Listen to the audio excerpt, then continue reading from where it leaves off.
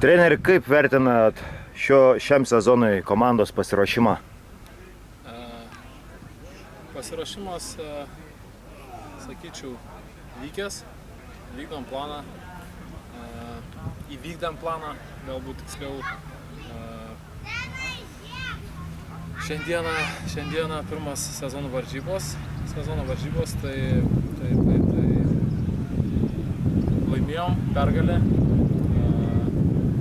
Esu patenkintas komandos pasirodymu. Tai visų pirma susitvarkėm su mūsų pagrindiniu priešu, turbūt disciplina, kuri kartais praeitam sezone mums daug vedė.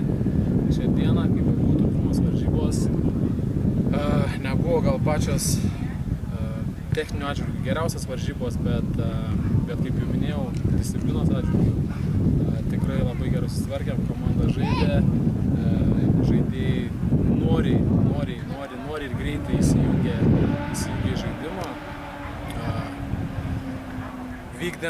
Vykdėm ir laikėme žaidimo plano ir rezultatas pats kalba už save.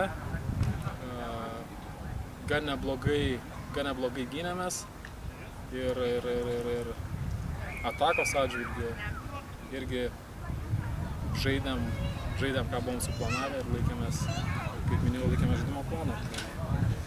Tai geras pirmas varžybų etapas, sakyčiau. Ką išskirtumėt šios dienos rungtynėse, būtent kas įsiskyrė jūsų manymu? Šios dienos rungtynėse gal tikrai nedrįsčiau nieko išskirinėti, nes, kaip sakiau, esu labai patenkintas komandiniu žaidimu ir komandos vieningumu, daugiau negu asmeniniais ir kažkokiais tai nekomandiniais veiksmais. Tai, bet šiaip esmė tai lyderiai, žaidėjai su didesnė patirtim dirbo atsakingą ir savo darbą, taipogi jaunimas, gal truputėlį nuostabai, jie tikrai pasijungė labai gerai ir vykdė planą. Ačiū.